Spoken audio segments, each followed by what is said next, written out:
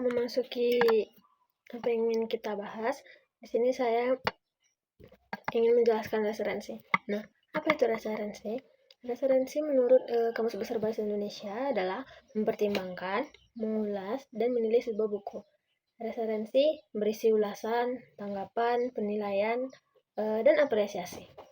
Tujuan dari resensi adalah memberikan informasi atau pemahaman yang mendalam tentang apa yang tampak dan terungkap dalam sebuah karya, terutama buku. Referensi juga bertujuan untuk mengajak para pembaca untuk memikirkan, merenungkan, dan mendiskusikan lebih jauh fenomena atau yang muncul di dalam sebuah buku tersebut. Secara khusus, referensi untuk memberikan informasi singkat kepada pembaca tentang buku yang baru terbit.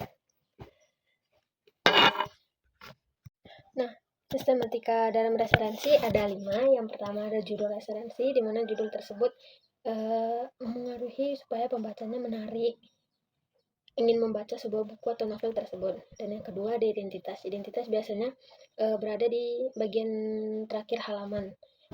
Contohnya kayak penulisnya siapa, penerbitnya siapa, cetakan atau tebal bukunya berapa halaman. Nah, ada yang ketiga juga pembuka atau pendahuluan. Yang keempat isinya kayak dia begini, dia begitu, apa cerita dari buku satu halaman itu, satu buku itu. Yang terakhir penutup. Penutup biasa juga ada di sebelum dari menganalisis kebahasaan ada 5. Yang pertama ada konjungsi penerangan atau contoh katanya bahwa, yakni, yaitu. Yang kedua konjungsi temporal. Konjungsi temporal itu katanya ada kayak semenjak, kemudian, akhirnya. Baru yang ketiga konjungsi penyebab seperti karena, sebab, seperti apa ini. Ada yang keempat saran, dengan menggunakan pernyataan-pernyataan yang mengandung rekomendasi kayak ayo kita membeli buku ini dan membacanya karena ada manfaatnya di situ. Terus yang kelima ada kata mental, itu menarik, menyukai, atau menikmati, atau memikat dan bahagia. Yang keenam ada kata serapan atau cek, taksi. Langkah-langkah yang harus dilakukan untuk menganalisis referensi. Yang pertama ada membaca secara menyeluruh referensi atau karya yang kita buat atau yang mereka buat. Yang kedua ada membuat kriteria atau standar analisis sesuai sistematika yang 5 tadi.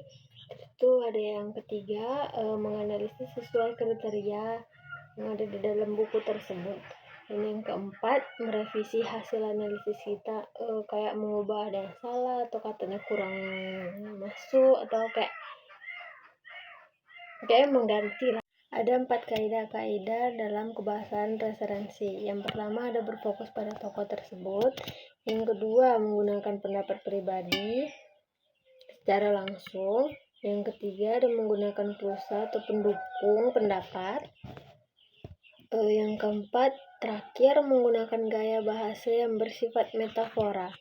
Metafora itu adalah pemakaian kata atau kelompok kata bahkan berarti yang sebenarnya. Contohnya ada kayak matahari senyum pagi, artinya berarti keindahan alam yang membuat bahagia. Terus tuh ada yang kayak sayap impian berarti cita-cita yang ingin kita capai atau cita-cita yang kita harapkan. Baru ada lagi putaran waktu yang artinya perjalanan waktu yang begitu cepat. Kira-kira seperti itu.